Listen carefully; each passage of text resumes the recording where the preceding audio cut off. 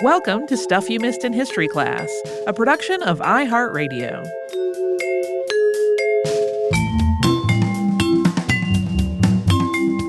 Hello and happy Friday. I'm Tracy V. Wilson. And I'm Holly Fry. This week we talked about the Lowry War, something one of our colleagues suggested forever ago that we finally got to. One person whose work was a big part of this research was Melinda Maynor Lowry. She is a historian and currently works at Emory University, I think. She has written 2 different books on Lumbee history. One is The Lumbee Indians and American Struggle. The other is Lumbee Indians in the Jim Crow South. And that one is super interesting. It talked about a lot of stuff that wasn't directly related to this episode or the context for this episode, because it's really about the very complex and nuanced relationship between the Lumbee tribe and segregation in North Carolina, which I originally had a whole part of in the episode outline. And it was becoming so incredibly long and was not actually related to the Lowry War. I mean, it's part of the ongoing following context, but it wasn't actually part of the war itself. Because North Carolina public schools were racially segregated basically from the beginning. So once the state recognized the Lumbee as an indigenous tribe, they were able to start their own school. And then that led into starting their own normal school or teacher college, because the Lumbee teachers weren't allowed to go to teaching college at any of the white schools. And that normal school or teachers college eventually became the University of North Carolina at Pembroke. So that is a very complicated and nuanced story. And I also, in addition to all of the complexity involved with it, I sort of felt like a white person, not the best person to tell it. That whole book, though, I found very accessible to read for folks who are, not historians and not living their day-to-day immersed in history every single day. So that is something to check out if folks want to know more. A rabbit hole I went down while doing this research, besides that one, is the North Carolina's outdoor historical dramas. I don't know why that phrase makes me laugh. So I just had this moment when I was like, oh, and then they made an outdoor drama about it. And then I was like, do other places have outdoor dramas in the way North Carolina does? Because we mentioned The Lost Colony, which is obviously about the Lost Colony. We mentioned Unto These Hills, which is about Cherokee history. I've seen that one. There's another one called Horn in the West. Horn in the West was first performed about the same time as Unto These Hills was. I think those were within a few years of each other. I'm saying that from memory. I apologize if I got it wrong. Horn in the West is about Daniel Boone. So that's not about Indigenous history, really.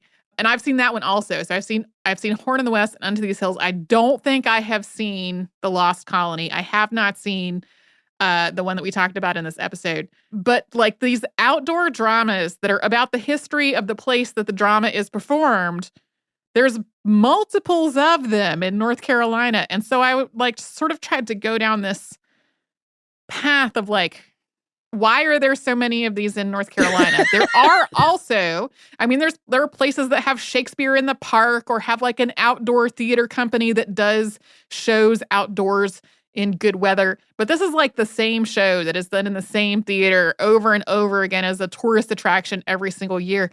And I'm just what is the story there? And I was not finding satisfying answers to what the story is there. And then I was also this is not what the episode is about, Tracy. Get back to work.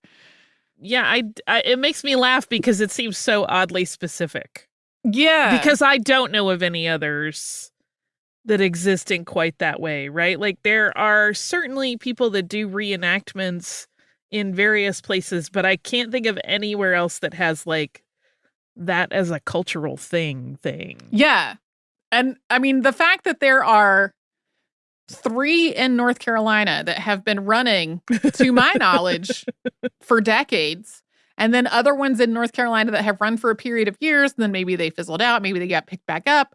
North Carolina does have a relatively mild climate for doing outdoor dramas in the warm weather months. It's less mild now because of climate change, but still. I also maybe am particularly interested in them because I was a theater kid in high school, and I knew people who went to college at Appalachian, and in the summer they would do Horn of the West as one of the actors in that show. I got my degree in theater. I don't think I have any friends that have done those. Huh. Like of anywhere, not necessarily North Carolina, but like, I have certainly had friends do like repertory theater in the summer in various places, but not like something as specific as like historical dramas that are part of like a tourism industry. Yeah. Fascinating. When I was in high school, my mom and I would go on weekend trips together, and we went on multiple different weekend trips that involved going out to the mountains. And it was on those various trips that we saw Unto These Hills and Horn in the West. And I'm really pretty sure that I've never seen the Lost Colony, even though I have also visited that part of North Carolina. So anyway, I'm glad that we finally got to the Lowry War from my short list that is not short at all. The federal recognition conversation is so complicated to me, and is another thing where like I as a white person am not the person to like sort all that out. Holly is like, I have nothing further to add. No, it is all complicated. I mean, I found myself I'm glad you did the research on this one, because I found myself getting lost with everyone having the same name. Yeah. Where I was like, I literally had, as I was reviewing it this morning, I had like a weird chart, and I was like, wait, did I do this right? Have I gotten confused with the There are a group of family names that are really common among the Lumbee, and they include Lowry and Oxendine, a lot of the names that came up in the show. Those are not names that a lot of people would think of off the top of their head as being like an indigenous person's last name. And that's been one of the things of like, how did this group of people living in this part of North Carolina with a tribal identity that goes back for centuries have a lot of last names that people would think of as English? And I think that is one of the things that fed into the like, are these descendants of the Lost Colony conversation that came up in the 19th century. Right. So yeah, there are lots and lots of Lowrys still today, including Lowrys in like leadership. Melinda Maynor Lowry, the historian that wrote some of the work that was part of the research for this, as well as doing a panel that I watched a video of that was about all of this. So yeah, if you are interested in the greater history of the Lumbee tribe, highly recommend Melinda Maynor Lowry's work.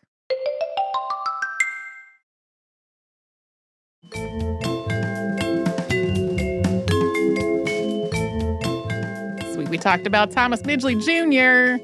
We sure did. That wasn't the most fun ever. No. Yeah, I was unaware of how much people already knew about leaded gasoline being dangerous. It wasn't entirely surprising because you and I are both old enough to remember leaded gasoline being sold at gas stations. And I remember as a child being like, how did anyone think this was a good idea ever? Right.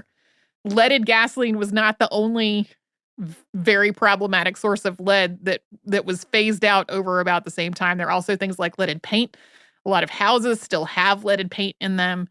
Lots of other stuff. But I remember being there at the gas station with my mom and just kind of being like, I don't understand why we had to have a process where we put the lead in there and then we took the lead out of there. And I was like, was the lead just always in there? Is lead part of gasoline and we just discovered we needed to take it out? Like, I didn't really get it.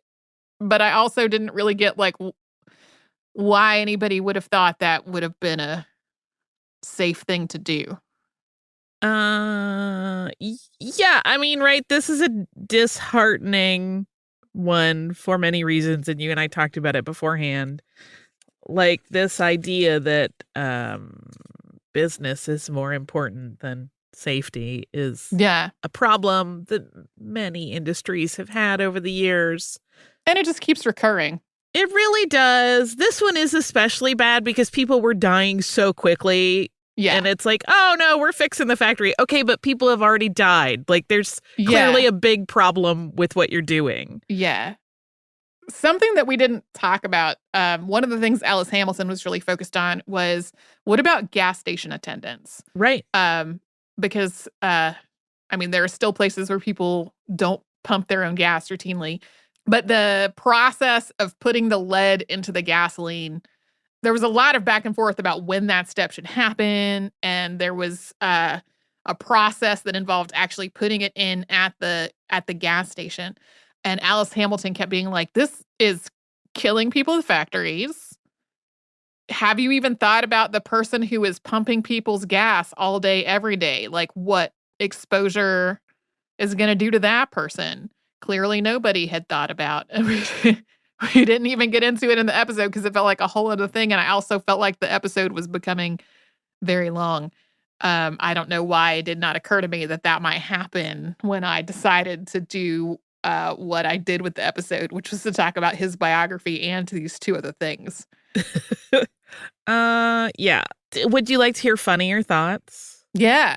Okay, so are you familiar with Roz Chast? There's a bell that's ringing. Right. It's just not. You might be and not even realize it. Roz Chast is a cartoonist that did a lot of stuff for The New Yorker for a very long period of time. She's so funny, and I love her. And this episode reminded me of one of my favorite Roz Chast cartoons, which is called 4 Common Lampshade Mistakes and How to Avoid Them. And they're very silly. Like, one lampshade is too tiny, and the suggestion is just buy a larger shade. One is too large, buy a smaller shade. One has too much fringe, just cut off the fringe. And the fourth one says, made of magnesium and benzene soaked rags, leave the room. And this has been one of my big favorites for a very long time. And so when benzene came up in the midst of like all of this other horrible stuff, my brain like deposited a little dopamine and went, remember that great Roz Chast cartoon? Oh, yeah. You could tell other people about the great Roz Chast cartoon. That's really good. Roz Chast I love her. Yeah. I also want to say something about our listener mail. Okay.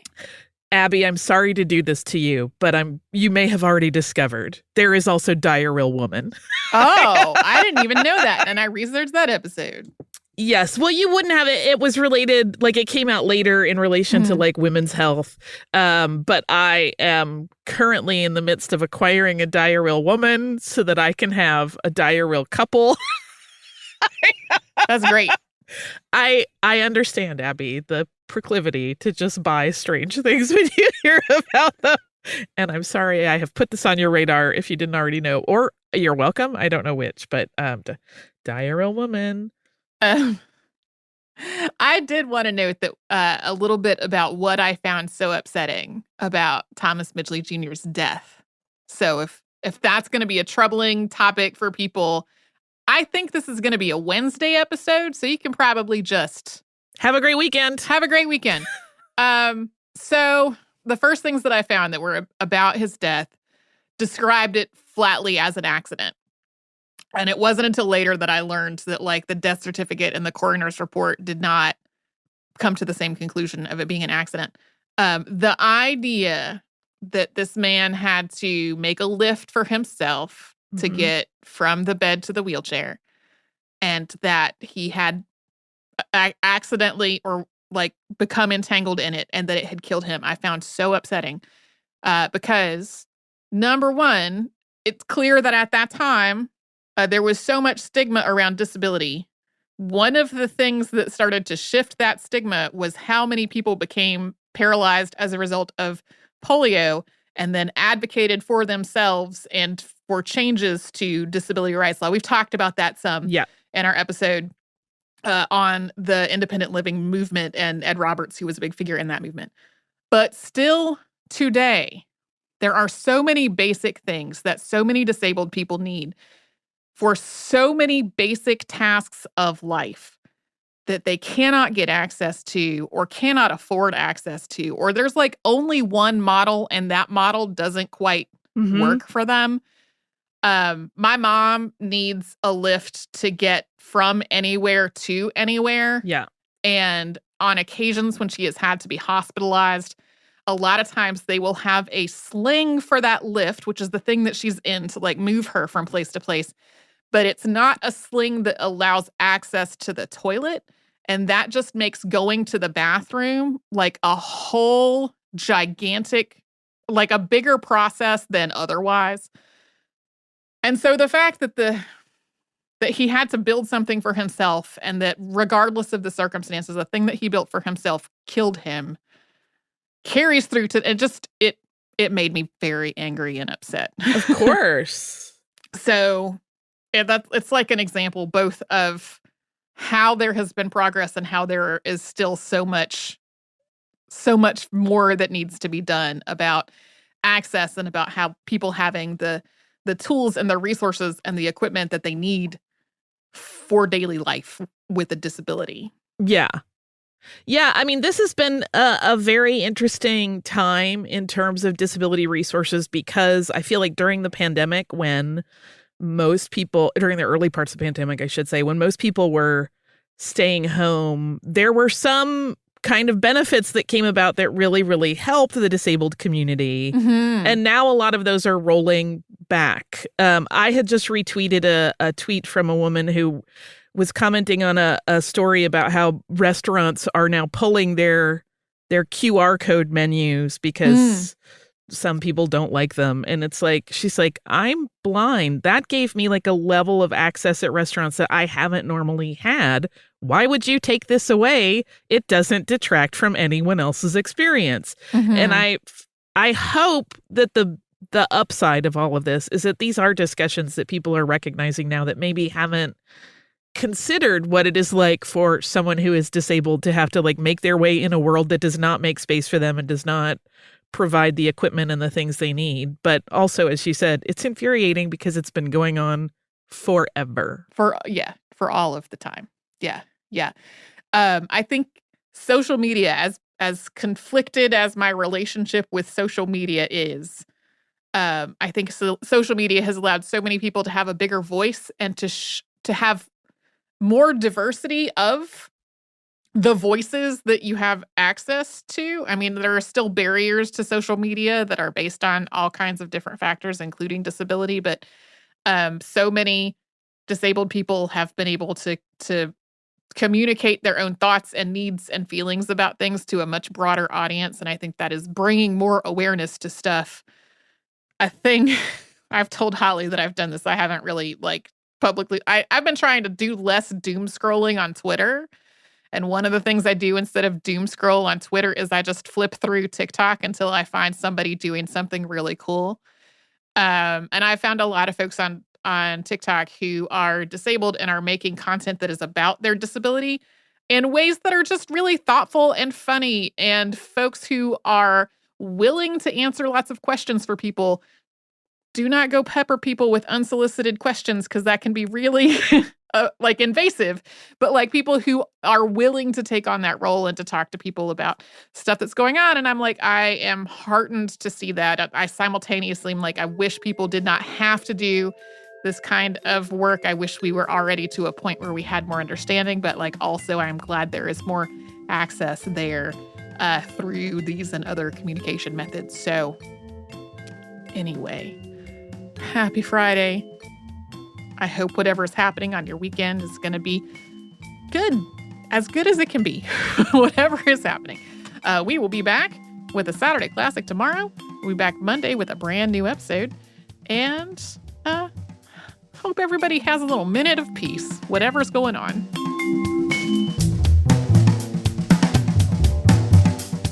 Stuff You Missed in History Class is a production of iHeartRadio. For more podcasts from iHeartRadio, visit the iHeartRadio app, Apple Podcasts, or wherever you listen to your favorite shows.